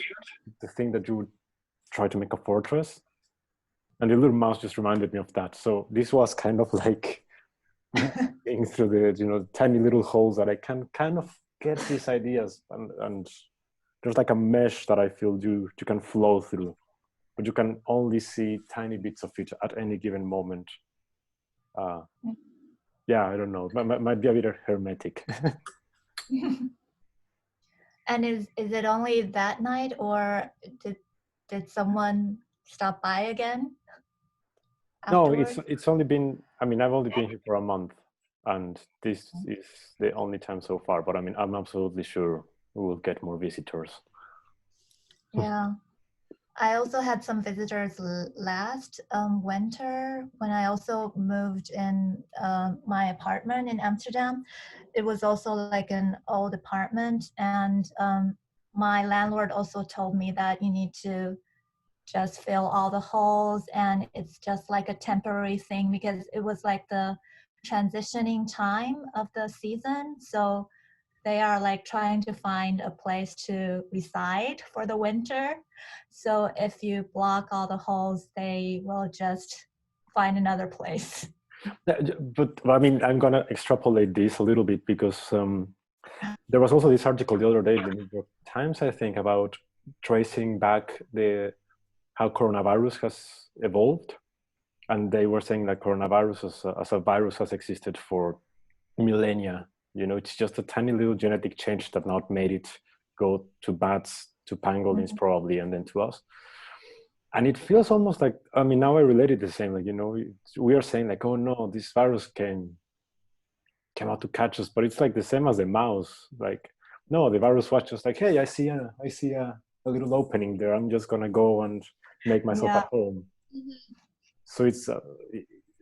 I mean, I have a tendency to really generalize, but I find like a certain cycle or rhythm with all of these things, you know, like all of these different beings are just looking for a tiny opening and saying like, oh, like now going into a Hester's position, like, oh, okay. Yeah. At a party. Yeah. Yeah, for both the approaches to completely block out all outside, which it's just completely impossible. Yeah. I mean, mice can fit through the absolute tiniest holes. Yeah, and you can wear face masks and clean your hands as much as you can, but you will never be completely blocked off the virus. So I think it, like the same rule applies in different scales on all levels. Oh shit, we have like 2 minutes. Monse. I'm just gonna. That's it. But I don't know. I also feel very like I can't fight it, and I was very scared at the beginning because as I said, I had a very complex immune history, and I just thought like, well, if this hits me and I'm far away from home and whatever, But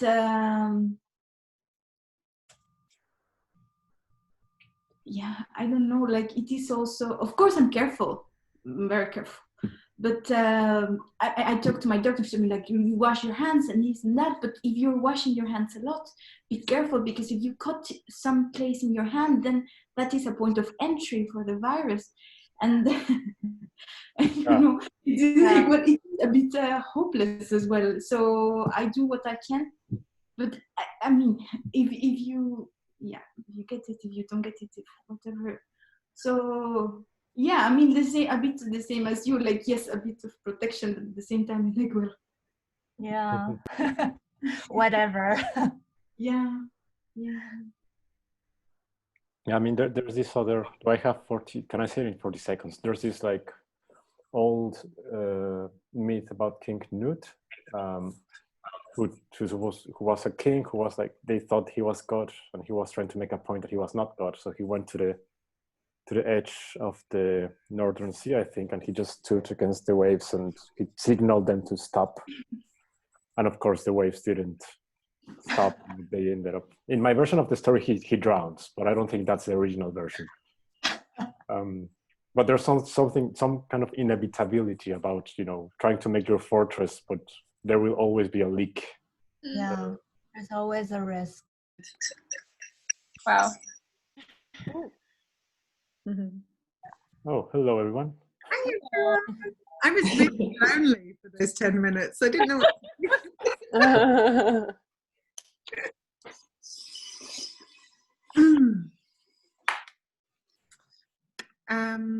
okay, well, I think that's everyone back now. Yeah.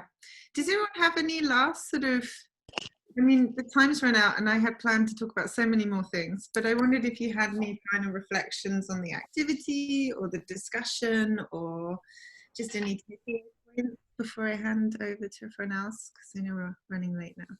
Well, I actually have to go, Dani. So I'll just thank you all so much for. It was really wonderful to listen, and it would be lovely to see you all in 2 weeks. And we had thought about doing. I'm really sorry to not hear what happened in the breakout groups, but we had thought about talking about selections from a book called Brilliant Imperfection, which is about care and cure and disability and restoration of landscape. And this conversation today made me think maybe we should talk a little bit about Mel Chen and toxicity and animacy. We had thought about reading some Ulysses.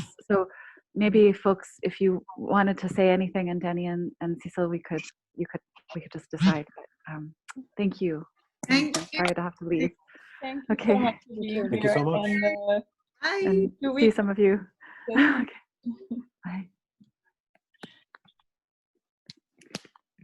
Okay. So yeah, does anyone have any quick reflections from the breakout groups, or? I wonder if other people had this. We had, like, 2 of us couldn't do it like just a pose. We had to do a movement, like we conceptualized it as more moving. I wonder if other people had that. No, everyone was following the rules, I guess. No, we're just kidding. Yeah, when I tried it at home, when I tried it earlier, I ended up just in a really, like, an awful crunched up ball. So. And was it helpful to get the reflection back, to notice what you were doing that maybe you hadn't known about? I thought that was a nice add. Okay. Yeah. I mean, I think in our group, we even made like a tiny kind of narrative out of different poses. So that was also interesting. That is interesting.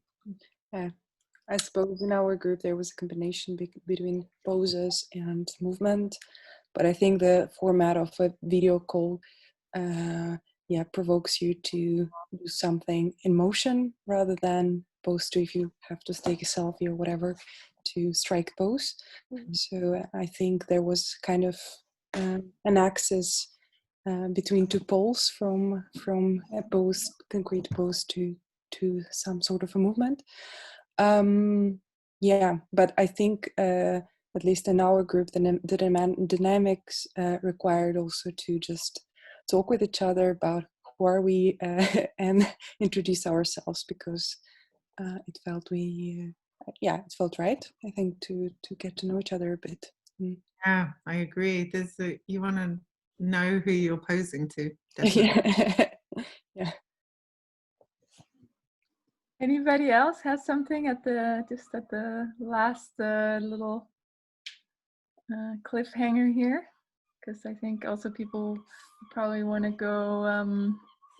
go have food and everything. I just wanted to, before everybody leaves, bye.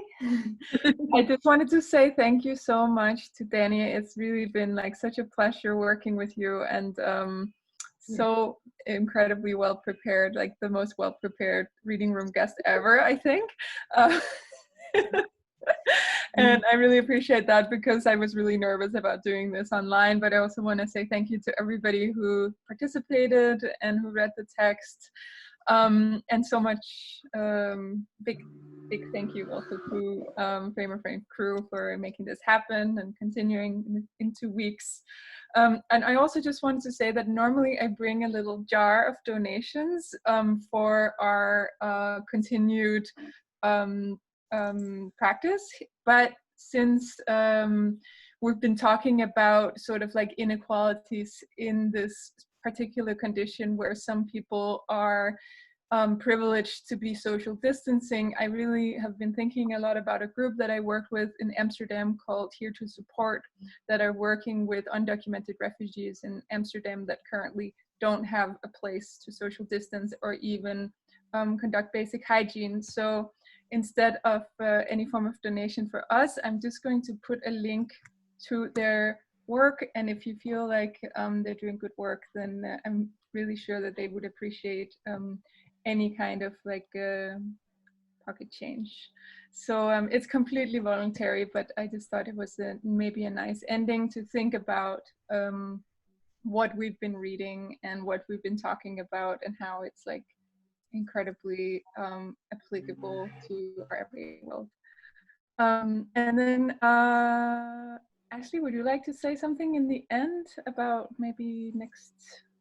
Well, if anyone wants to sign up, just send me an email or through the Reservarian email, and I think the registration link will be up by Tuesday or so. But since you all were in this session, you can just email me and I'll create a list for you all. I think it went really, really great. I think it was nice. I think everyone was a bit nervous about how it would go on Zoom, but thank you all for experimenting with us. I'm also thinking of our communication person who desperately wants a photo from us, so we should take a photo for her. Sorry, I'm sorry to do this to you all. And come back in 2 weeks if you can. Yeah. Because I'm really looking forward to carrying on the conversation and maybe getting to know you all a bit better. Yeah, so curious how you all heard about it. Yeah. Can I ask just a quick question? This might seem very... can we say which countries we're all from? Yeah, that would be great. Yeah. So we heard some people, but... I might add, let's say where we're from, but also where we are. Yeah, because, that's what I was thinking. Where are you local? That's what I was thinking. Okay. Where are you locked down? Okay. What are your national origins? Maybe you can start. Sorry? Maybe you can start. Oh, I'm based in France. Not French, but based in France. I'm based in Scotland at the moment. The Hague, together with Sissel. Yes, The Hague. Based in Haarlem, Netherlands. Okay. Spain. I'm based in Oslo. Ah, hello. Yeah, you mentioned that. I'm in Taiwan. Hi. What time is it in Taiwan? It's 1 in the morning. Oh my God! Thanks so much for being here. That's amazing. It was valuable. Yeah, it was. Maybe we should have the event earlier, just to kind of find that sweet spot around 2 p.m. I think CET, and Alexis, and yeah, I don't know. Thanks for mentioning that. Yeah, and I'm based in Rotterdam and originally from St. Petersburg. Amsterdam. Amsterdam as well. Amsterdam. Okay. Nice. Yeah. Oh, Melissa. Yeah, Australian based in Lille in France. Oh wow. And then How it's trickled out into the whole world. Whole event. and then is it Natalia or Natasha or? Hey, where are you? Amsterdam. Okay. All right, Amsterdam massive. All right. Amsterdam is represented. Yeah. Yes. Oh, yeah. Well, thank you. It was a real privilege for me to be able to have the time to talk about what I'm doing with people that I wouldn't probably get to meet in real life. So I'm going to stay till as long as people if they want to chat, and I'll be back in 2 weeks to let Alexis, who is clearly the expert in this situation, talk about Eli Clare's book on cure, which I'm really excited to read. Yes. All right. I will pause the recording now.